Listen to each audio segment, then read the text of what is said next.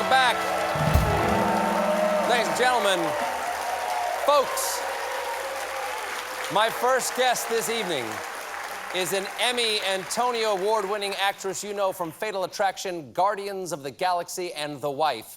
She now stars in season 2 of the Israeli spy series, Tehran. Please welcome back to The Late Show, Glenn Close.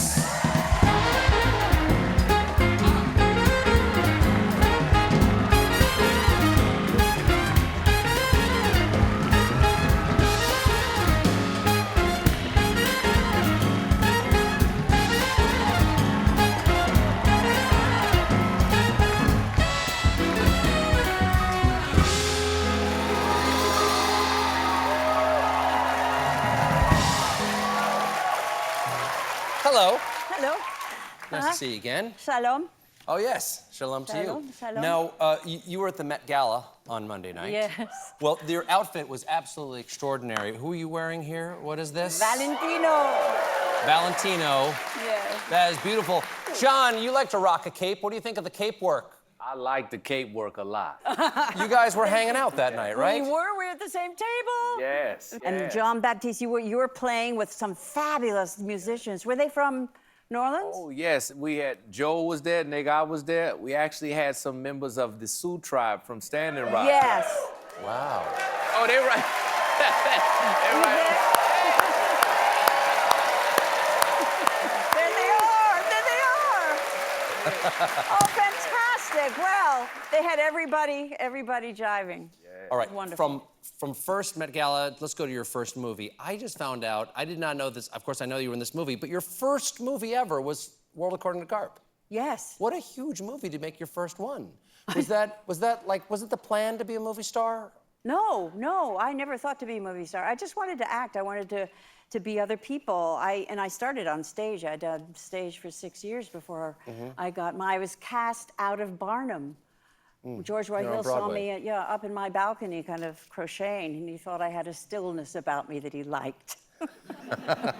Well, what was that like? What was that first experience on a film set? Well, I didn't know what I didn't know.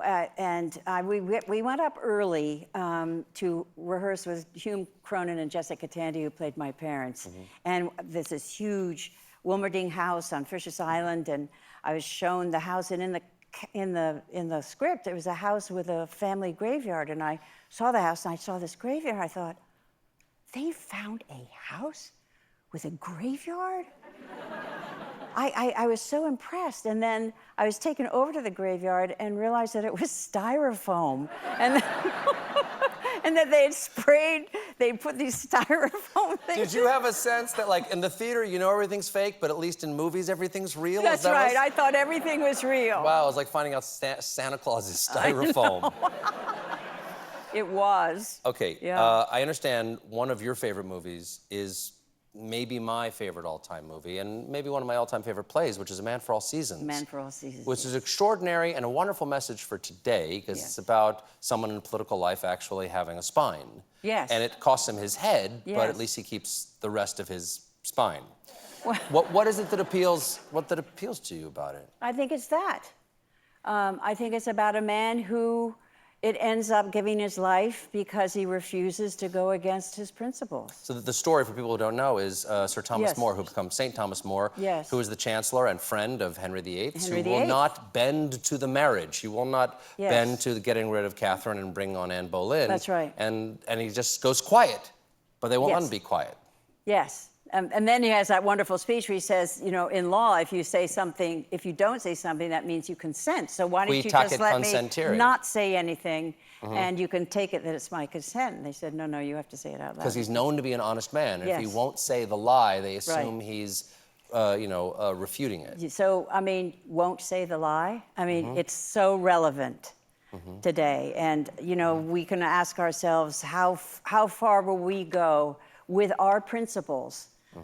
You know, how threatened do we have to be to go back on what we think personally is the right thing to do? And I think it's something all of us should ask ourselves. As he says to his friend Norfolk, is there no part of you?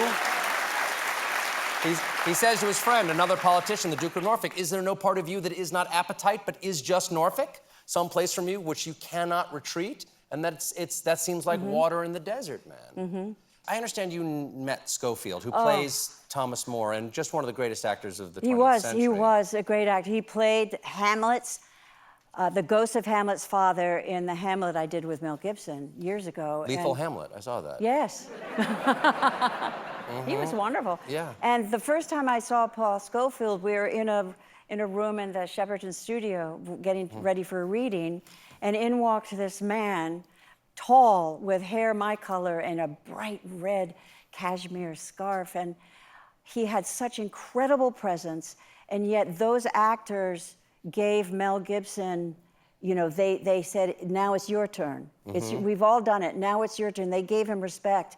And on the set, Mel told me that the timbre in Schofield's voice brought tears to his eyes every single take.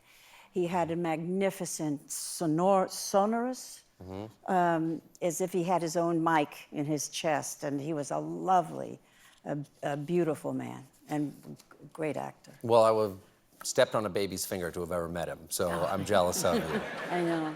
We have to take a quick break, but when we come back, I will ask Glenn about having to learn a little Farsi for her new part. Stick around.